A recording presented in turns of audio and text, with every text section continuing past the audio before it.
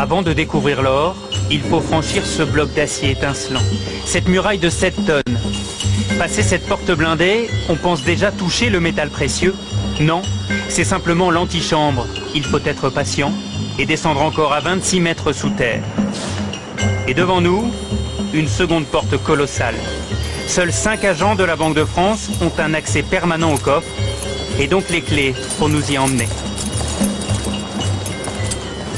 Pour des raisons de sécurité, les gardiens du trésor ne doivent pas être reconnus. Ils travaillent à la souterraine. C'est cette chambre inaccessible où dort l'or de la France depuis 1920.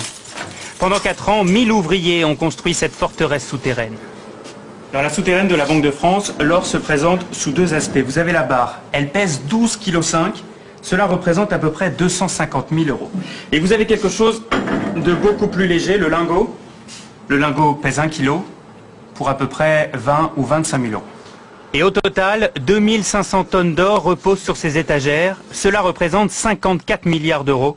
Depuis 5 ans, le stock a diminué.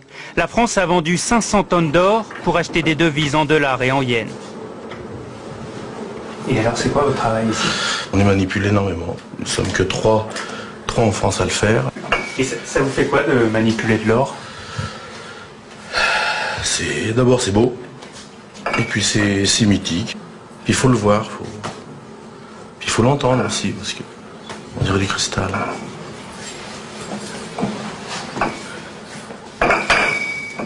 Vous voyez, c'est un son. Et tout cet or a bien failli être volé. Nous sommes en juin 40, les Allemands sont à Paris, 4 officiers nazis se présentent à la Banque de France et demandent qu'on ouvre les coffres. Oui, mais ils sont vides. L'or est déjà sur les routes. Il y a 2800 tonnes d'or à évacuer, ce qui est considérable. Vous avez donc de mémoire 400 ou 450 camions, parce qu'en plus il faut réquisitionner les camions, ils ne sont pas tous là, la plupart sont partis sur le front. On fait ça de nuit, et puis là donc on file vers les ports, et puis donc après on partait vers Dakar, vers les Antilles, vers les États-Unis, qui sont les 3 grandes destinations. Seule une caisse de 50 kilos d'or est déclarée perdue. Elle est tombée dans le port de Brest, et certains disent qu'elle a été repêchée. Après la guerre, l'or retrouve son écrin. Aujourd'hui, avec ce stock de 2500 tonnes, la France est le 3e plus gros détenteur d'or au monde, derrière les États-Unis et l'Allemagne. Cet or, c'est la forme ultime de paiement dans le monde. Donc, ça fait partie de ce qui donne le crédit à la France, à l'économie française. C'est de la monnaie sous une autre forme que nous gardons précieusement contre tous les vols, toutes les tentations qui pourraient exister.